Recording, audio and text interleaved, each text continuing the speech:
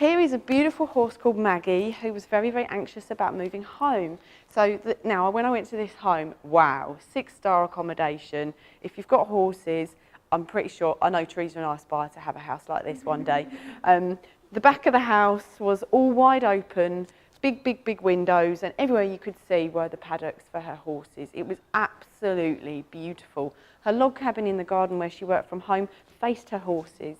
And she shared with me that she was very late to life, into the riding life, and she learnt as an adult. Now, lots of people in horsey land have been around horses all their lives, grown up with them, and there's an innate confidence with those people because of it.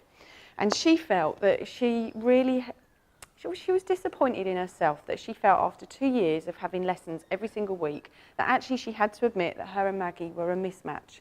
Maggie had far grander plans for her life than the lady's riding abilities could ever match, even with the best riding lessons. She didn't have that innate confidence to be able to go and do nerve-wracking things like crazy cross-country courses, which is what her horse wanted to do. And she knew it, she tried it, but she had made a promise that if she was going to rehome a horse, and those that, if you don't know, horses can quite often get moved about from home to home. People outgrow them and then they get moved on. And actually, horses have a very strong desire to have one-person connection in their life. Those that have shared their heart with a horse will know about the depth of this bond. And the lady that was looking after her felt really, really concerned that she wasn't going to be able to find her the right home. But she had said to me and expressed to me that there was no way that the horse was going to be rehomed until she had found an equivalent 6-star home. So she wanted to know why Maggie had started behaving so badly. So her behaving badly in her beautiful 6-star home was biting all of the beautiful fencing that went all around the paddocks, kicking the door in the stable incessantly. If she wasn't kicking that door, she was kicking a gate. And the lady that looked after her was concerned that she was going to injure herself and potentially break out, which would then put her life at risk. This is like absolute dreamboat accommodation and facilities for a horse. So we went to go and chat with Maggie, who was very, very, very keen to talk to me and came trotting over, all blowing steam out of her nostrils. Who are you and what have you got to say? And boy, did she have some questions. Wow. So what was the farrier going to be like? Was it the same one? Because just remember, the last one was horrible and I don't want another one because he's really nice. So he has to come with me. And what trailer am I going to go? And when am I going? And am I going to have the same tack? And what about my riding instructor? And what's she going to wear? And what are we going to do? And honestly, the questions were out of this world. And I thought, this poor girl, you know, this lady's been at home. She's been like, oh, that's it. Yeah, I've got to get rid of her because I've got to admit it, I'm not going to be up to riding her the way that she wants to be ridden. Having these conversations, I'll find her a new home, we'll send her off. And this horse had all these questions about where was she going and what was going to happen in her life.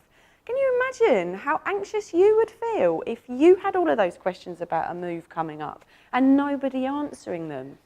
So we had a chat, we shared the feedback with her. Now, you can't see it here, but just to the right of the picture was a big field shelter. Once I'd finished answering her questions, she ran off behind the field shelter and hid. Absolute silence. And so I said, well, she said, well, what do we do now? I said, well, I think we just need to wait because she's gone to think about it. And she literally had gone to go and think about all of these questions. And she kept peeking her head out and then she'd come back hiding. And then she'd peek out and she's like, no. Oh, and I felt her energy, this weight of tension on her shoulders dissipate, and this relaxed feeling in her body. I said, I think she's going to come out in a minute. I think she's going to, oh no, she's going to come. And she came over and she was so much more relaxed about the move. And she understood the reasons why. And she also knew that it wasn't just going to happen and she'd be packed into the back of a lorry. She also had some demands about what she wanted in what she wanted for the move. So she wanted to have a final groom with the lady that looked after her and the new person together. But before that, she wanted to have a pre-final groom, just so that she would know that she was going and that she could spend that one-on-one time with the lady that had loved her and was loving her. What an amazing, amazing insight. After that feedback was shared with me, I had a little message that said she had actually stopped kicking the gate and chewing. So it made a difference onto her anxiety levels, and she has gone on to a home very close by with the same farrier, and it's all gone really smoothly. So another case study of how having a communication can really help answer those questions that your animal has.